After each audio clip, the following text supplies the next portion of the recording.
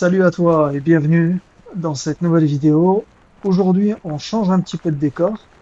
Comme tu peux le voir, on n'est pas à Bali, on n'est pas à Dubaï, on n'est pas en Thaïlande. D'habitude, je te fais des vidéos dans des coins un peu plus ensoleillés que celui-ci, avec des cocotiers, du sable chaud, etc. Aujourd'hui, pour changer, je t'emmène en Finlande. On va se promener sur la côte sud-ouest de la Finlande, un pays joli, mais froid et gris une grosse partie de l'année, mais surtout un pays dans lequel j'ai vécu plusieurs années et qui m'a appris énormément. Énormément sur moi-même, sur la vie, et surtout un pays, un endroit qui m'a fait remettre toute ma trajectoire en question. D'ailleurs, je t'expliquerai dans une autre vidéo pourquoi je me suis venu ici en 2017, qu'est-ce qui m'a fait venir ici en 2017, et surtout pourquoi je suis en train d'en repartir définitivement. Mais aujourd'hui, la vraie question, c'est, comme tu l'as vu dans le titre, pourquoi de plus en plus de Français veulent quitter la France? Et surtout, on va essayer de voir, on va essayer de comprendre et de répondre à la question, est-ce qu'ils ont tort ou est-ce qu'ils ont raison? D'accord? Parce que c'est un sujet qui est intéressant. C'est un phénomène relativement récent. Historiquement, les Français ne sont pas un peuple d'émigration. Si tu compares, si tu nous compares avec nos voisins, les Italiens par exemple, il existe une énorme diaspora italienne aux États-Unis ou encore en Argentine. Les Espagnols, quant à eux, ont énormément émigré vers l'Amérique latine, les Portugais un petit peu partout en Europe. Mais les Français, eux, bah, ont longtemps eu tendance à rester chez eux. Pourquoi? Bah, tout simplement parce que pendant très longtemps, la France était un pays dans lequel on vivait correctement. Même pendant les périodes difficiles, périodes de famine, de pandémie, bah, en fait, c'est un pays dans lequel existait une forme de stabilité grâce à différents facteurs. Une agriculture forte, un État puissant, des infrastructures et une certaine, on va dire, continuité historique. Et ça, en fait, c'est très important à comprendre parce qu'aujourd'hui, on est en train de vivre un basculement. Aujourd'hui, on arrive, je pense que tu as vu les chiffres, à un Français sur quatre qui envisage de partir. Le chiffre officiel est entre 26 et 27%.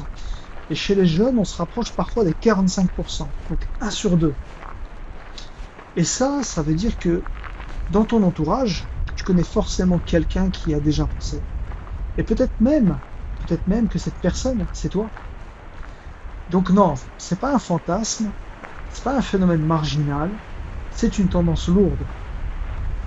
Mais attention, je vais faire un petit disclaimer, parce que l'expatriation, en toute modestie, ça me connaît.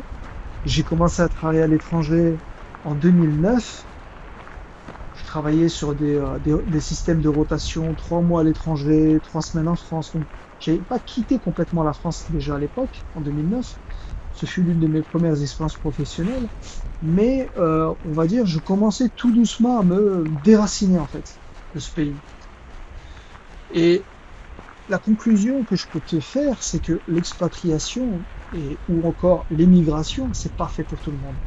C'est vraiment pas fait pour tout le monde parce que beaucoup idéalisent énormément l'étranger et encore plus ceux qui n'y ont jamais mis les pieds.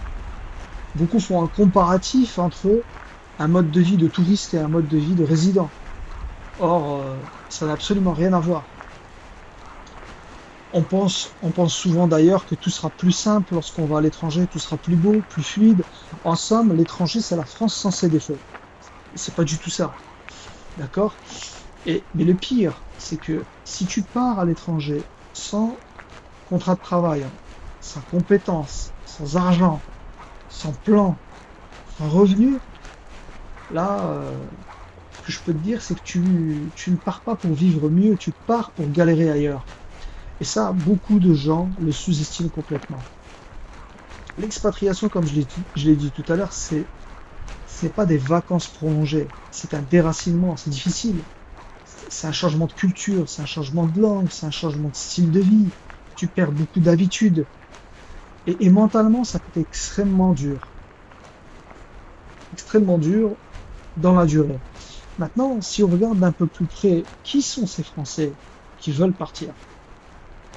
Moi, j'ai identifié quatre profils principaux. Alors, peut-être que tu en as plus, Tu peux me le mettre en commentaire, histoire qu'on échange un petit peu.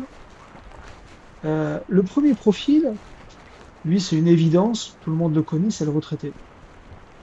Sa logique, elle est simple. Le pouvoir d'achat, en 3 mots.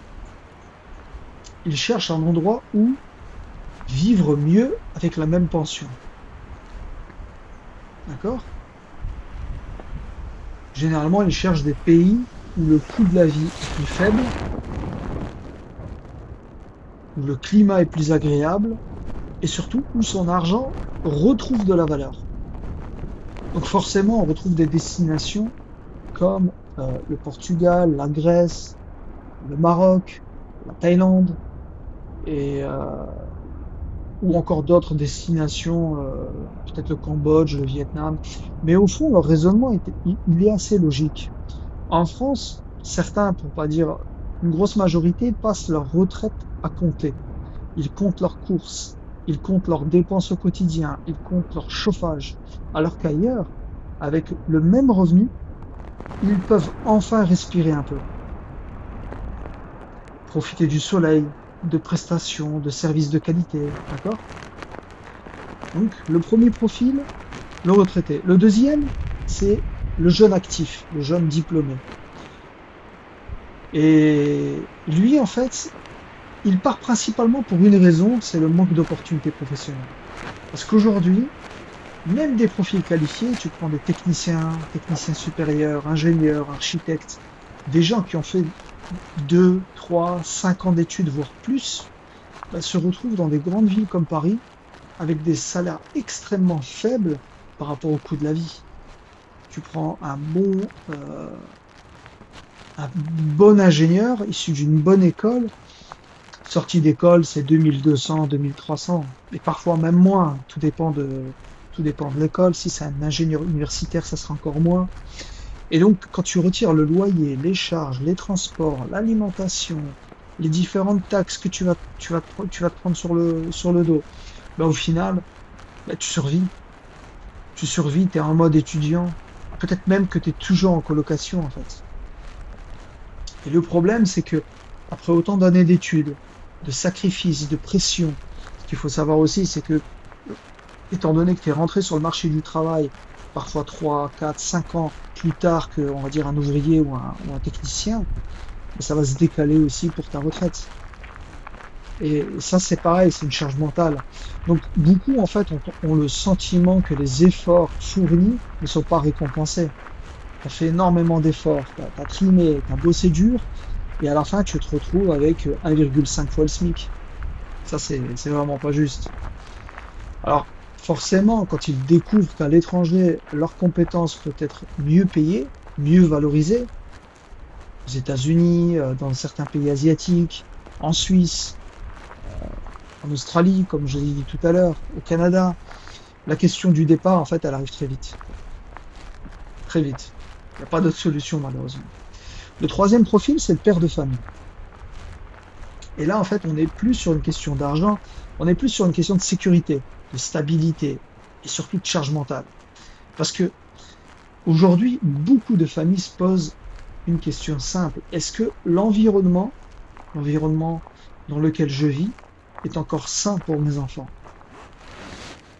Entre l'insécurité, les tensions sociales, l'ambiance générale dans les grandes villes françaises, grandes villes et villes moyennes, beaucoup ont le sentiment que ce pays devient de plus en plus difficile à vivre au quotidien. Je pense que tu seras d'accord avec moi. On va essayer de se rapprocher sans faire trop de bruit pour ne pas les déranger. Donc je reprends. Et donc je te disais que à cette pression psychologique permanente, en fait, finit par épuiser énormément de gens. Donc, en fait, certains font le choix de partir. Pas forcément pour devenir riches, mais pour protéger leur famille, pour les mettre à l'abri, d'accord? Pour retrouver un cadre de vie plus apaisé. Et le quatrième et dernier profil, donc je résume, retraité, jeune, le père de famille, euh, le jeune diplômé, le quatrième, ce sera l'entrepreneur. L'entrepreneur, lui, il produit, il crée, il prend des risques. Mais en France, beaucoup ont le sentiment d'être punis dès qu'ils commencent à réussir. Tu regardes un petit peu les statistiques officielles, la France est le pays qui taxe le plus les entreprises. Parmi les pays développés de l'OCDE, la France taxe le plus le travail et les entreprises. Et donc lui, en fait, il se retrouve avec une fiscalité extrêmement lourde, des charges élevées, une complexité administrative permanente. Et au bout d'un moment, en fait, beaucoup se posent la question, une question très simple, pourquoi continuer ici? Si ailleurs je peux faire la même chose avec moins de pression, moins de contraintes et davantage de liberté, bah, au fond, autant partir. D'accord?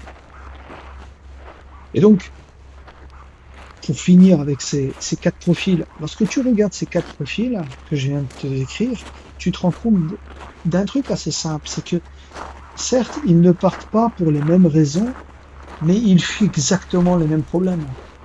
Le retraité, lui, il fuit une perte de pouvoir d'achat. Le jeune actif, il fuit une l'absence de perspective, l'absence d'un futur. Le père de famille, lui, fuit un environnement qu'il considère unsafe, de plus en plus instable. L'entrepreneur, lui, il fuit un système qui le punit fiscalement dès qu'il commence à réussir. Et c'est là que ça devient intéressant parce que on peut être d'accord ou pas avec leurs décisions, on peut penser qu'ils idéalisent l'étranger, qu'ils exagèrent parfois certaines choses, mais honnêtement, quand tu regardes leur situation concrète, comment leur donner tort? Et c'est probablement ça le vrai basculement aujourd'hui. De plus en plus de Français ont le sentiment que les efforts qu'ils fournissent ne sont plus récompensés à leur juste valeur. Et ça change tout. Là, on va se rapprocher.